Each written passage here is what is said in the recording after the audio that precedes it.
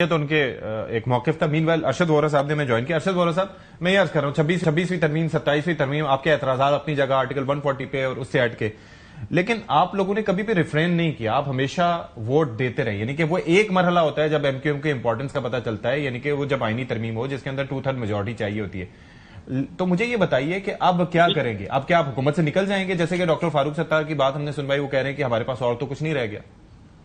क्या करेंगे आप? मेरे ख्याल से तो हमारे बाकी कुछ नहीं रह गया और कुछ था भी नहीं। देखें, जब हमें इन्होंने 20 बिलियन रुपीस जो है वो दिए थे डेवलपमेंट फंड के, आई एम टॉकिंग अबाउट 2025 2025 में जब फंड दिए थे, आज तक वो पीआईडीएसएल के अकाउंट में 20 बिलियन रुपीस पड़े हैं और ये आ गया है 2026 का मार्च। ठीक है, अच्छा। पीपल्स पार्टी को उसी वक्त 66 बिलियन रुपीस पीएसडीपी के मिले थे for the development of rural Sindh. वो उनको उस वक्त मिले, खर्च हो गए, खत्म हो गए, जो कुछ भी हो गया। आज हमें जो वो पैसे मिले थे, वो पैसे एज इट इज अभी तक पीआईडीएसएल के अकाउंट में हैं। उसकी 8 माह बाद तो सीडीडब्ल्यूपी हुई है, अभी उसकी एक्टिंग होनी बाकी है। यानी कि वो पैसे 20 बिलियन रुपीज जो कि आज अगर लास्ट ईयर जून में हमारा सब कुछ अप्रूवल हो जाती, तो आज हम वो उस काम से फारिग होकर अपने अगले कामों की तरफ तवज्जो देते। आज हम अभी तक पीछे मुड़कर उन्हीं कामों को देख रहे हैं। नहीं, लेकिन ये रुकावट है किस एंड पे? ये रुकावट है किस एंड पे? मुझे आप ये बताएं, 83 लोग जो है वो गुल प्लाजा में जल के मर गए। मुझे फेडरल गवर्नमेंट से किसी एक का नाम बता दें जो यहाँ पे तशरीफ लाकर जिन्होंने यहाँ के लोगों से। लेकिन वोरा साहब, मैं एक चीज बात कर रहा हूँ, मैं एक बात कर रहा हूं कि जैसे अब हमारे भाई यहाँ पर बिलाल साहब बैठे हैं, बिलाल अजहर साहब, ही इज क्वाइट एक्सेसिबल और फाइनेंस के मामलों को ये भी देखते हैं, तो आप ये चीजें कन्वे तो करते होंगे, तो फिर फंड्स का इशू होना इतना ये मुश्किल मरहला क्यों है? लेकिन कन्वे नहीं करते हम इसको, convey and convey and convey and convey and convey. I mean we are extremely tired of doing that. और एहसन इकबाल साहब जो है इसको करते हैं और वो हाँ कहते हैं और मीटिंग में जाते हैं, हर छोटी बात पे वो मीटिंग में लैप्स हो जाती है चीज, मीटिंग से वो चीज फारिग हो जाती है। अच्छा। मैंने अभी आपको बताया कि सीडीडब्ल्यूपी जो है वो अभी 8 माह बाद हुई है।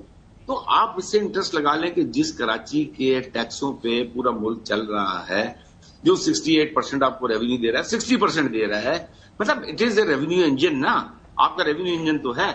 आज कराची का हाल तो आप देखें। कराची का मसाइल, बड़ा कराची के मसाइल अपनी जगह है, लेकिन मैं एक चीज इशू स्पेसिफिक में जो बात कर रहा हूँ, इशू स्पेसिफिक में जो बात कर रहा हूँ, जो इस इशू पे रहते हुए कि ये बिलाल साहब ये भी फरमा रहे हैं कि शुरू से ये चीज तय थी, 2022 से वो कंटिन्यू थे, लेकिन शुरू से ये तय थी कि ये हो जाना है। तो आई थिंक कि ये आपको इल्म में भी था, अगर इल्म में था तो उस वक्त आपने शुरू में कोई ऐतराज उठाया या ये अपने ग्रीवेंसेस कन्वे की कि ये नहीं होना चाहिए, गवर्नर साहब को नहीं हटाया जाना चाहिए? देखिए, पीपल्स पार्टी के साथ तो इनका तय था कि 2 गवर्नर्स देंगे, लेकिन इनका ये एमकेएम की गलती है और ये इनकी भी गलती है कि उस वक्त चाहते, अगर ये उस वक्त चाहते तो कह देते कि भाई गवर्नर आपका नहीं होगा, गवर्नर हमारा ही होगा।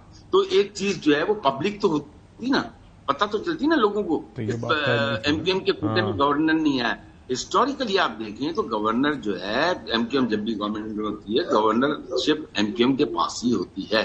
और जो गवर्नर की परफॉर्मेंसेज है वो आप सबके सामने हैं। जिस तरीके से असल उनका गुनाह क्या है, उनका गुनाह ये है कि अभी जो कॉन्फ्रेंस हुई थी फ्यूचर ऑफ कराची, जिसमें कराची के बड़े बड़े मुफक्किर, कराची के जो है टेक्नोक्रेट्स और फाइनेंशियल एडवाइजर्स बड़े बड़े, और खास तौर पर उसमें पाकिस्तान पीपल्स पार्टी के एक्स ब्यूरोक्रेट्स, ये लोग मौजूद थे। इन लोगों ने सबने मिलकर यही कंक्लूड किया कि Karachi should be declared as federal financial capital territory because Pakistan Peoples Party has failed to manage this city. तो अब आप इससे अंदाजा लगा लें, प्लीज मुझे just give me a minute.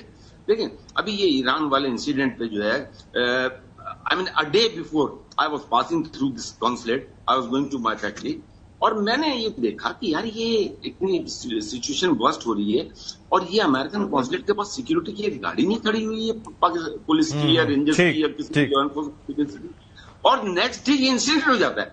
मतलब इतनी बड़ी गवर्नमेंट और वहां पे जो है 20 लोग मर गए। मेरा कहने का मतलब है कि मैं जरा कमेंट ले लूं। ठीक है बिलाल साहब, अब जरा इस पे आ जाएं कि ये कह रहे हैं कि जी गलती हमारी भी थी कि हमें करना चाहिए था, इन्होंने भी किया, लेकिन वो कह रहे हैं कि इशू दरअसल वो बना और फिर पीपल्स पार्टी ने पुश किया, वो जो कॉन्फ्रेंस हुई थी गवर्नर हाउस में।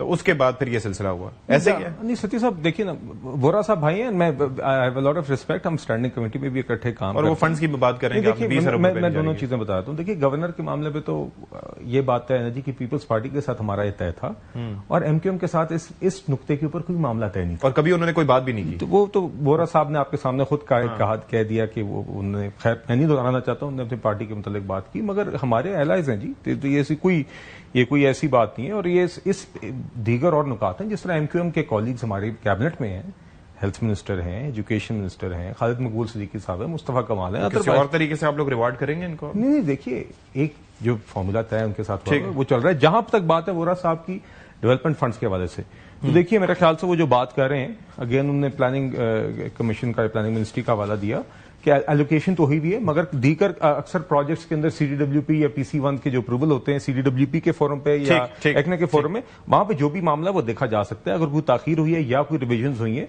तो यकीनन उसमें आई थिंक हम अपने एलाइज के साथ बैठ के जहां भी एक्सेलरेट करना वो कर सकते हैं। चलिए ठीक है, thank you so much Arshad Vora साहब for your time. Will take a break.